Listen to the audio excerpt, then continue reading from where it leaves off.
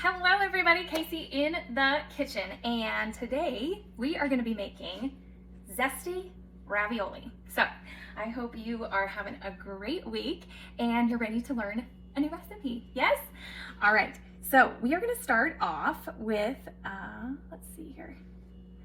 We are going to start with our meat that goes in this recipe. So you can do this a bunch of different ways.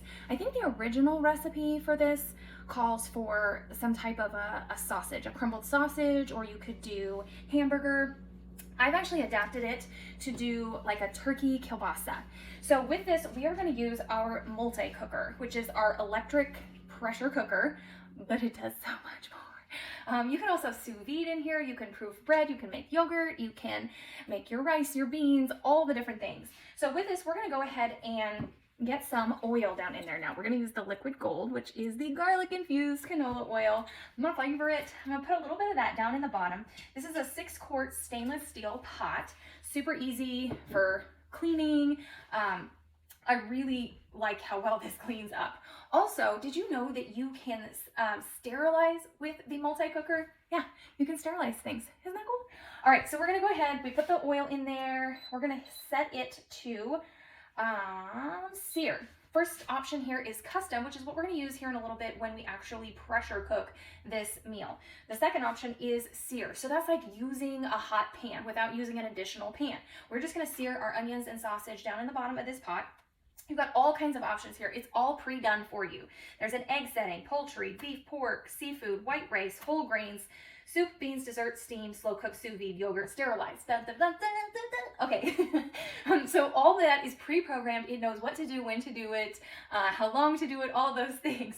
So we've got our oil in there. We've got it on sear, and I'm going to go ahead and get that started. So that's going to preheat the bottom of that pot and get nice and hot. I know it usually takes just about 2 minutes to get everything nice and hot in there. So this is just a countdown. Of course, we're not pressure cooking yet. We have the lid off with that. It starts at the 20 minutes. By the time it gets down to 18, I know it's ready to go, ready for me to put my onions in there. So I just chopped up, it's like 1 small onion or maybe half of a large onion. I chopped that up. If you don't like onions, don't add onions to this recipe. All of my recipes that I do, it's like whatever you want in it, you add to it, or whatever you don't want, then take that away, okay? Earlier today, I went ahead and chopped up my sausage that I'm using, and I'm using one of our reusable bags, which I love. This is actually the largest one that we have. So let's talk about when you are trying to get dinner on the table fast and you're a busy person, maybe you work all day or maybe you had crazy kids to take care of and run errands and all of that stuff. Remember, if you do a little bit of prep either the night before or on your lunch hour, maybe the morning of, or maybe you do a bunch of prep work on the weekend before your week starts, do things like chop up your onion. If you know you're going to use onion 3 times in the week, chop it up for all 3 times, portion it out, have it ready to go. Do it once, it's going to save you a ton of time. Same thing with any of your meats. If you need chicken that's cut up, or maybe you need to brown your hamburger ahead of time, you know you're going to use it in several meals, then do it all at once and then portion it out. So I like using things like our reusable bags when I cut stuff up ahead of time or I'm storing it. By the way, flip this all the way inside out and it can go through the dishwasher. It washes up so good. Love these. And the seal on these are like a zipper. So easy to do. You know, some of those reusable bags are like really hard to get it to seal, but this works like a charm. In fact, this is even what we use to sous vide. If you've ever sous vide, it's like in a water bath and it cooks for a really long time, really low and slow. So I use this to sous vide, whether it's my chicken or steak or green beans or whatever it is. So we've got that all chopped up. This is almost ready. Oh, it's at 18 minutes, so we're ready here. I'm actually just gonna take my flexible cutting mat here. Let's start with our onions, get those searing first. Love these flexible cutting mats because they're just easy to store, easy to clean, easy to move. Oh yeah, I can smell it already. I can smell that garlic infused canola oil in there. So gross. All right, we're gonna add in some garlic. We have the garlic infused canola oil, which is just a bonus garlic. Then we're also gonna use some fresh garlic. So in our garlic press, we just put the clove down in there. A bulb of garlic is the whole thing, and then you break off our clove. So we've got 1 clove here. We don't have to peel it or anything. Plunger goes down on top. You squeeze that together. Every good part of the garlic comes out and the peel stays in. Ooh, that garlic shot over here. Get it back. So then you're left with the peel inside. How cool is that? So then we're just gonna use our little Barbie hairbrush, the little tool that clips in the back here, scrape that out, and this way I'm not having to get garlic all over my hands, but I get that amazing garlic flavor in my food. Now, I was the girl who had only ever used garlic powder, garlic salt in my food before Pampered Chef because it was easy. Like, I knew what to do. Then I got the garlic press, and everything changed. All right, give that a little stir. Perfect. Now let's add in our sausage, our turkey kielbasa sausage, whatever you want to call it. Like I said, you could totally do like a pork sausage, a crumbled pork sausage. You could do just hamburger in here. At this point, if you're using either one of those, you would grab the mix and chop. Yes, give it up in the comments for the mix and chop because that needs some special attention. We love the mix and chop. And you would just crumble that right down inside of this pot. All right, so the next thing, once we get some browning on that sausage, let it cook for just a couple of minutes, is our ravioli. So I bought that big giant bag of ravioli. So this is twice the amount of what I need. It's about half a bag, say 20, 24 ounces of ravioli. You could also do tortellini. And it could be filled with whatever you want it to be filled with. This one happens to just be a cheese-filled ravioli, okay? So we're gonna do half of that. And you know what I'm gonna do with the other half of my ravioli, because I think I ripped the little seal on this when I was opening it. I'm gonna put it in that reusable bag and put it in my freezer. So it's gonna store really well. And I know it's nice and sealed up and ready for the next time I wanna make this recipe. Or maybe another recipe. Who knows? Who knows what I'll be inspired to make. All right, so those are starting to get some browning on them. And I think we are ready to go ahead and add in our ravioli. Now this is gonna be a really precise measurement here. Half the bag. Eyeball it, okay? I don't think it needs to be exact. I'm just going to add half of this in here. Now notice this is still frozen. I don't need to thaw it out or anything like that. That looks like half. We're gonna call that half. All right, so the rest of that's gonna go in one of those reusable bags. Oops, hit my camera there. Reusable bags, and it'll be great for storing in the freezer. Okay, next up, I'm gonna add in my tomatoes. Lots of different things you could do for this. Today I'm using fire roasted tomatoes, and I'm using 2 cans, 2 small cans, or you could do one big, you know, like 28 ounce can, or 2 of your smaller cans. I had fire roasted tomatoes, that sounded good to me. You could do diced, you could do petite diced, you could do crushed. You could just do tomato sauce if you needed to. Whatever you have or you like, you prefer, you could totally do. Now, did you guys notice that I went ahead and used this smooth edge can opener even though it has a pop top lid? There's a reason for that. I do not like pop top lids because you pull that back and it leaves this super sharp edge. And everybody does that, and then you throw away the lid, that's super sharp, and inside the can is super sharp, and you go in with your scrapers, your spatulas, and guess what? It cuts up the sides of your spatulas. How do I know? Because I get the phone calls about it all the time.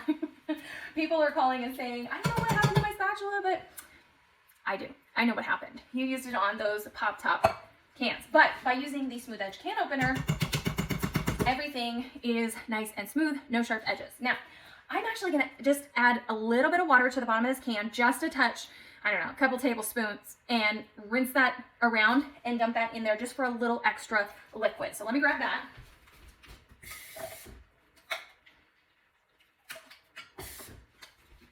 Plus there's still like some good tomato stuff in there, so just a couple extra tablespoons of water in there, rinsing out, getting the rest of that goodness out. Next up, our seasoning. So today I'm going to use our Italian seasoning. I'm going to do a tablespoon of that, but you could do several of our seasonings. The sweet basil rub is great in this recipe. You could also do like our garlic and herb. I love our Italian on like so many things. So our lid is a tablespoon. So I'm just going to use that as our measurement today. That's going to make it zesty, since this is zesty ravioli. We're going to give that a little stir, kind of mix everything around. Now remember, one of the reasons we added that water in there is because you want to have at least enough liquid in your pressure cooker so that it can come up to pressure. That is important. So that little bit of extra moisture is just gonna help when it's coming up to pressure. Okay, now it is ready for us to put the lid on and get that set. We just put it on. We always put our lid on a little bit sideways like this, and then it locks into place. That's how it sets down. You don't put it down on straight, a little bit sideways, and then it locks into place. And what we're gonna do is hit cancel, because remember that was on the sear setting. So we hit our cancel, and then we're gonna go back up to the custom setting, select that. It automatically chooses 30 minutes, but we don't need 30 minutes for this recipe. Like, it takes no time at all. I'm actually gonna set it for 6 minutes, okay? So we're just gonna turn that down until we hit the 6 right there, and then I'm gonna hold on it until it beeps and it started. So that is gonna come up to pressure, and then it will start doing the cooking. Once it's up to pressure, this little red indicator in the back is going to pop up. That's when you know it's under pressure. Also, it has like a little pie that it's filling all the spots with as it's building that pressure, and then you know it's up to pressure when that's full, and the 6 minutes is gonna start and it'll count down. Now, what happens when it's done? Nothing. It's fine. If you have to run an errand, or if your child's having a meltdown, or if you need to go, you know, take a nap, it's fine. Nothing's gonna happen. You don't need to worry about it. It's just gonna go into an automatic warming mode and slowly release that pressure. Now, if you're right here and you're ready for dinner, you can release the pressure yourself, or you can let it's the manual release or the natural release of pressure. You have either option with that. In the meantime, while this is cooking, our last few things that we're gonna get ready and we're gonna add once this is done, one is our spinach. So this looks like a giant bowl of spinach, but guess what? It's not gonna be that much once we get it all chopped up. Now, you can add the spinach just like this into it once it's done. And the reason we don't need to add it ahead of time is because like spinach cooks like that. So it's just gonna hit the hot ravioli and tomatoes and sausage, and it'll be instantly cooked. However, I like to chop mine up. And for that, I like to use the salad choppers, because they're the bestest ever. So with this, I hold it backwards like a stapler. You can also hold it this direction, but I find a lot of people find it more comfortable. Put your hand in the back and squeeze it like this. Something about hand strength and how that works. So with this, I just put it all down into a bowl. This is probably half to 3/4 bag of spinach. You know, add as much as you want, or don't add any at all. Do whatever you want. But Mama said, eat your greens. So you should probably add some spinach. Also, when you chop this up the way I do, it looks like seasoning. It's fine. I just don't like the big, long strings of spinach as much. I love spinach. I just prefer it to be chopped up. So that's what we're gonna do with this. So all we're doing is going through here, and you'll notice, and this is just like when you're cooking it. When you put a ton of spinach down into a pan, it just cooks down into like nothing. So you can already tell how much less this looks like.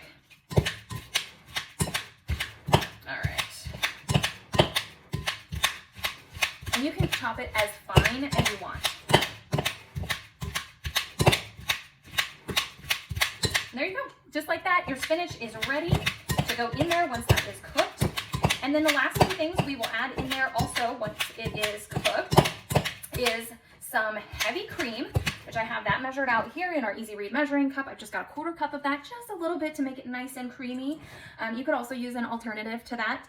And I have shredded up some fresh cheese. So I used our adjustable grater for that. Love this. If you don't have this, you're missing out. If you're buying bagged cheese, I'm so sorry. It doesn't have near the flavor, and it's so much cheaper and better and just delicious. Get your own grater, grate your own cheese. You'll save money, and you'll have a ton more flavor in your cheese. So you can do any kind of combo you want for cheese. I mean, you could do cheddar if you want, but you can do mozzarella, you can do Parmesan. This is mostly Parmesan and a little bit of mozzarella that I had. So whatever combination you want, about 1/2 cup, 3/4 cup, a cup, you know, whatever makes you happy. So that's all chopped up. So once this pressure cooks for 6 minutes, I'll release the steam, take the lid off. I'm gonna stir in my spinach, my heavy cream, my cheese, and dinner's done. How fast and easy is that? I'll probably make a salad or something to go on the side, just something a little bit lighter to tie it all in. All right, guys, that's everything. I hope this was helpful. Let me know if you would make this recipe at home. Also, I have some Mother's Day surprise boxes going on right now. If you're like, what am I gonna give my mother for Mother's Day? You need to message me because I've got some really great specials for you, and it makes it so much easier. And if you are the mother, maybe you need to tag your people because you deserve a gift. You are my mama, mom, bruh. Okay. All right, guys, let me know if you have any questions, if you need anything. I am here to help. Thanks again for tuning in. I appreciate all of you. We'll see you later. Bye.